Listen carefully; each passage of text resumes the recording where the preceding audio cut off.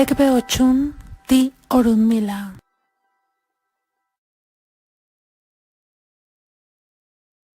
En la profunda sabiduría yorubá, se dice que el carácter humano es idéntico al humo.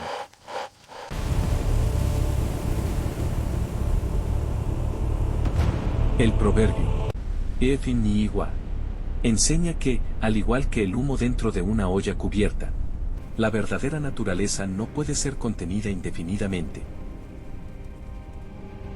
Un individuo puede intentar ocultar su esencia, fingir virtudes que no posee, o suprimir sus verdaderas intenciones bajo una máscara social. Tarde o temprano, la verdadera existencia de la persona saldrá a relucir ante los ojos de todos, revelando lo que realmente habita en su interior. Porque el carácter, como el humo, siempre encuentra su camino hacia la luz.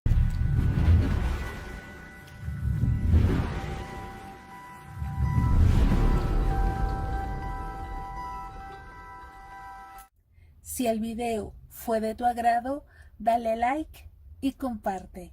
No olvides suscribirte.